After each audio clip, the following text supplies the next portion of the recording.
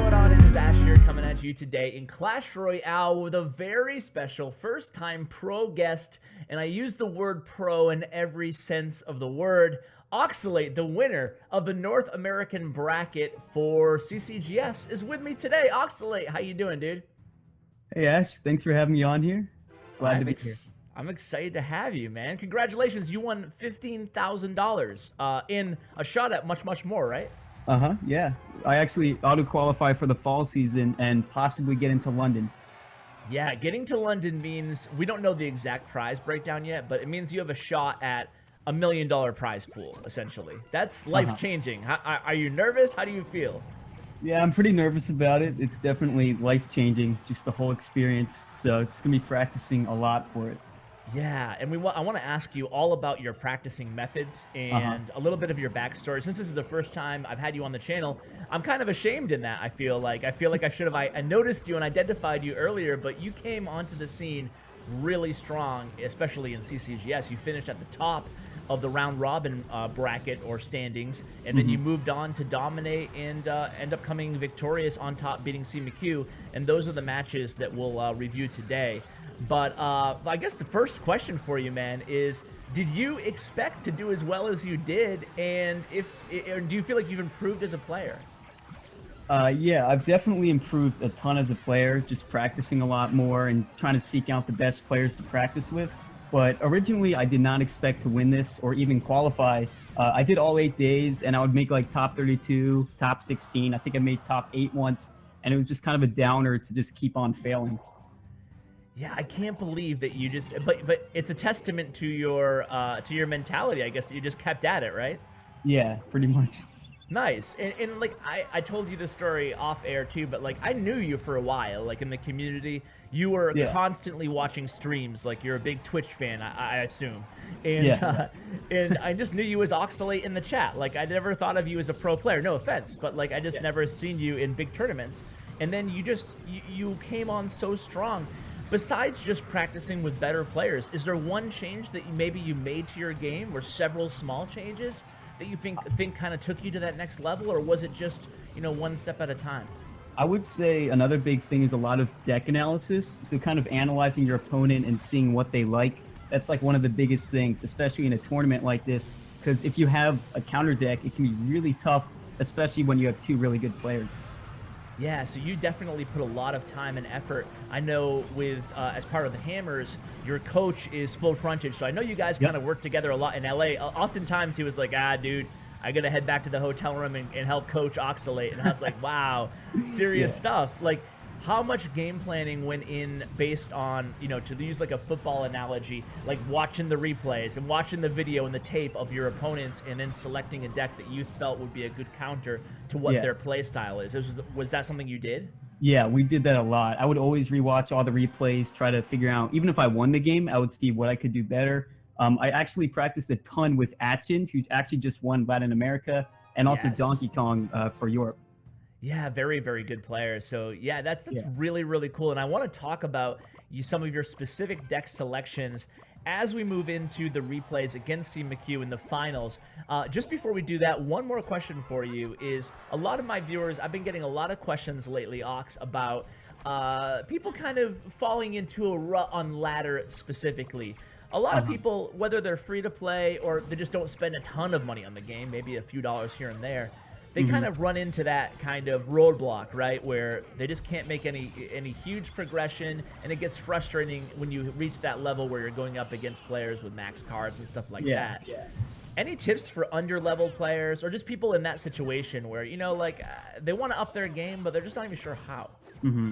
Yeah, I actually used to be a really big ladder player back in like last November, December. I remember trying to push for like 5,000 trophies and facing like max royal giants with like level 8 rares, and it was just such a pain. So I would say watching a lot of YouTube, watching a lot of Twitch streams, and trying to find the best decks in the meta, and then just like sticking to a deck hardcore for like a month. And really, you have to use all the cards that are the most leveled up, because if you try using cards that aren't leveled up, it's just not going to work out, even if you really are skilled. Yeah, and if you're going against a deck with, like, let's say you're having a big problems with, I don't know, with Royal Giant or with Elite Barbarians, Yeah. would you recommend taking a deck that you saw on YouTube or you saw on a stream and then maybe just switching it, like maybe adding, like, I don't know, a mini P.E.K.K.A or something? Yeah, if you're I would having suggest trouble? using a lot of common cards. So cards like the Knight, cards like even like Tombstone and things like that, even though that's a rare. Epics are really hard to level up. So I think in general, you should use more commons, more control-oriented decks. So I wouldn't suggest trying like a Golem beatdown just because it's an epic and it's a lot harder to level up. Okay, so stick with commons and don't be afraid to adjust your deck, but at the same time, stick with the deck for a while and try to learn all the Yeah, matchups. does that make sense? Yeah, of course. Good advice for sure. What I really love to do is you were kind enough to actually record your matches for me. So we have some exclusive CCGS finals footage from Phase 4 of the double elimination bracket. I will get into the matches right now. Actually, I want to press play together. Do you have it in front of you? Yeah, I do. Okay, cool. But before we do that, real quickly, your deck selection. You played a P.E.K.K.A Ram control deck, and you played a giant skeleton graveyard deck. Yes. What was the thought process, briefly, we'll talk more about it when we get to the replays, of both of these deck selections against CMcHugh? So the P.E.K.K.A deck, I heard that CMcHugh was playing a lot of giant beatdown, and I also had seen him play a lot of control. And so I was trying to think of a deck that I hadn't used before, like an archetype P.E.K.K.A, since I had never used that before in CCGS. So I wanted to see like if I could find a surprise deck that could kind of counter all the other decks. And then I actually played like 20 grand challenges the week before with the deck. So that's getting your reps in, man. Good job. Yeah. All right, so let's see how you did. I'm gonna press play just from the very beginning of the video right now. So 3, 2, 1, play. I got my background in there. Okay, cool. So you can see right now the deck selection. You did very well.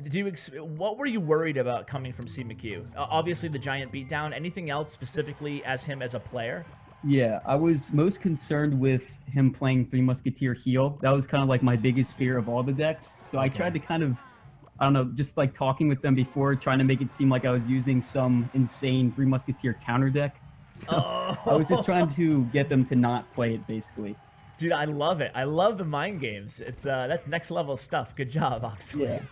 All right, so when you see him using Bandit, you must be pretty happy, right? Because it's not Three Musketeer. Well, actually, it could be, but when you see the Giant, you must be pretty happy, right? Yeah, I was, when I saw the Giant, I knew that if I played this correctly, I would win the game pretty much. Just because as the Giant player, really the only way you can win is if they play P.E.K.K.A in the back. You can Giant other side, but even then it can be really difficult. Okay, so we know your defensive philosophy in this deck. It's pretty easy. You're going to be leaning heavily on your P.E.K.K.A, and of course, you know, Night Witch Bandit, whatever you need. Talk about offense. Once you know what he's playing, like, what is your... Obviously, it's working out pretty well for you in the right here, but what's your mentality offensively? So basically, just saving my P.E.K.K.A and being careful about when to place my Elixir Collector. You'll see at one point in the match, I have the Elixir Collector in hand, but I don't play it because I'm worried about him putting a Giant at the front and me not having enough for P.E.K.K.A. Okay. So I kind of rely on, I guess, what people call it now is bridge spam. Yes. Yep. to get damage and saving my P.E.K.K.A for pure defense. And if I do have it for defense, turning it into a counter push. Okay, and when is the right time versus the wrong time for bridge spam? You know, like, I feel like bridge spam is easy to diss, right? Because it's just dropping your battle ram slash Bandit at the bridge, right? Yeah. But I'm sure there's a lot of bad times for it too. Yeah. So are you keeping track of his counters, or how are you kind of managing that in your head? Yeah, I'm keeping track of what cards he has in cycle, so I'm trying to think if he's going to play the minions, if he's going to play the Bandit, and based on that, I'll play my Bandit or Baby Dragon, and just kind of slowly kind of cycle cards and wait for him to place Giant.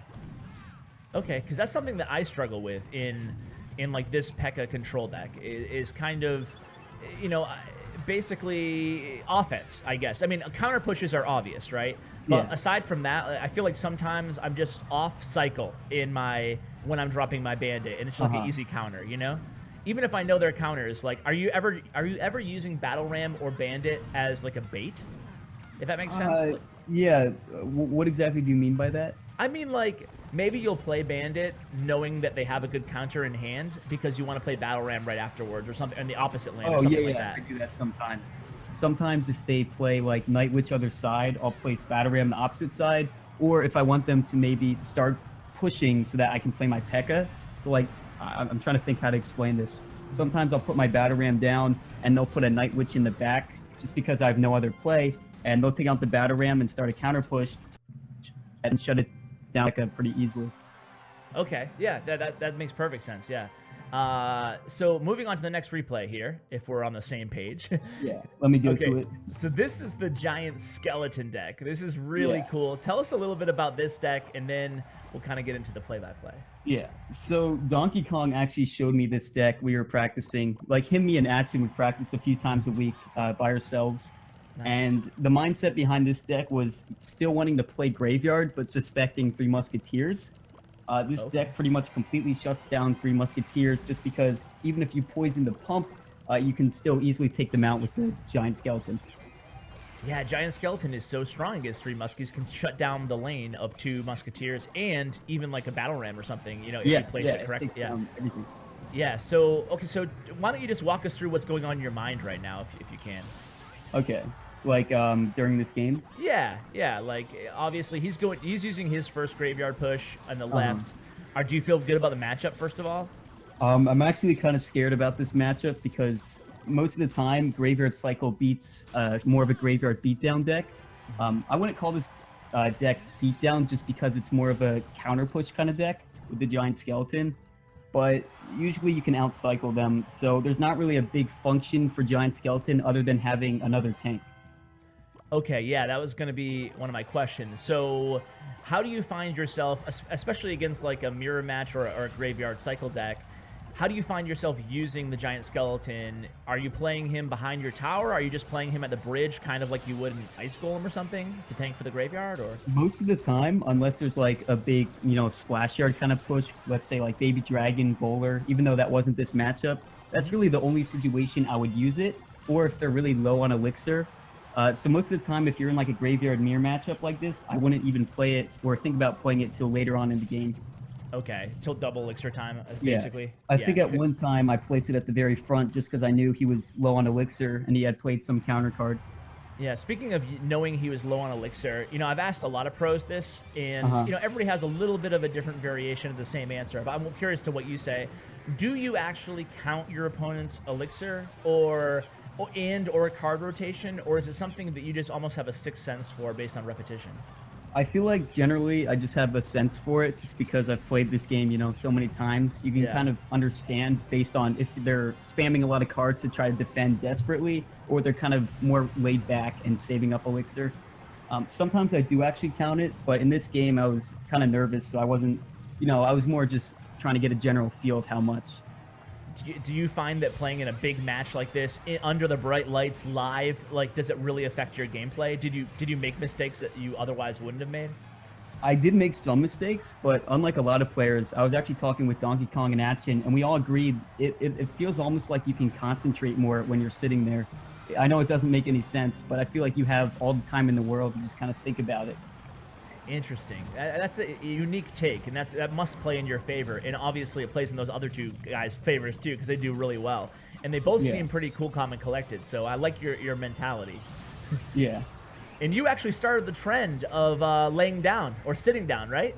Yeah. I actually sat down the first week. There was no chairs, so there was no chairs, to the dismay of a lot of the viewers and the players. But you started that early trend, and. So here, going into overtime, you must have just known that you had one good push there, so you kind of unloaded on the left, right? Yeah, that's exactly what happened.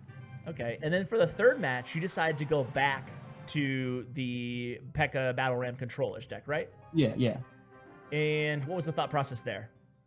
Well, I was winning so much with it, I just thought he would probably expect me to switch to a different deck, but I was kind of using a new strategy, just kind of sticking with the same deck, essentially until I lose. Okay, that makes sense too. Make him find a way to stop it. Yeah. So, what are your ideal starting plays here? Is there any situation where you're just going to go? Your starting hand is such that your best move is going to be to start out with a Battle Ram. Yeah, there's some situations where you start out with Battle Ram, especially if you start with like something really awkward. In most games, I would never start with a pump, even if you have pump first in starting hand, just because bridge spam will take a tower if you do that. Okay, that's good advice. So if you have pump in hand and you want to play it, will you start with it if your opponent makes the first move? Sometimes, yeah. Okay. If they put like certain cards down, I'll do it, but most of the time I don't. Oh, okay. So what if they put like a knight behind their king tower? Would you play pump if you had it, or would you wait to see what they're gonna do? I would probably wait to see what they're gonna do, unless my starting hand is just completely terrible. Let's say you had like poison, PEKKA, baby dragon, pump. What That's would you? a tough one. I would probably pump. In that Okay. situation. What if you had Bandit and Battle Ram in there? Would you go opposite lane, bridge spam, or would I would you just pump? put Bandit in the back on the side with the knight. Okay. In the Night Witch, the same thing, I imagine. And then if they put something like a Night Witch in the back, if I didn't have Baby Dragon or something cheap I could counter it with, I would put a Battle Ram on the opposite side. Okay, so if they back up that knight, if they commit to a lane, you'll pressure the other lane. Exactly. Yeah. Okay. And then Yeah, go ahead, sir. Oh, sorry. No, go. Say what you're gonna say. Yeah, I was gonna say once I counter the push and I know that I have maybe an Elixir lead, then I'll put down the pump. Okay. Okay, gotcha. Interesting move. I really like that piece of advice there, because I think that people have it so drilled in their head that pump up, especially in the first 2 minutes. But you want to wait. You'd rather not leave yourself vulnerable to that bridge spam right away. Yeah. So what about pumping? But I imagine, like, okay, let's say you have one pump on the board and you have a good Elixir lead. Are you going to be aggressive, or do you take the 2 pumps? You know what I'm saying? Like if you cycled back to your second pump. It really depends on the situation, but yeah, most of the time I would put another pump down. Especially if you're playing something like a minor control in this match. I actually made a mistake here. I should have put my pump on the left-hand side, just because as a minor control player, you can't really make a big comeback. And once you commit to one side, you kind of have to stick there. Okay. All right. That's good advice. So it really does. What do you find the most difficult matchup for you with this deck is? Three Musketeers? With this deck, I would say... Yeah. I don't even know with this deck. I haven't really found that many counters at all. I would say this your favorite Lava deck? Moon can counter this deck. What was that? Is this your favorite deck right now? Is this your favorite deck right now? Yeah, I would say this is my favorite deck right now. Cool, cool.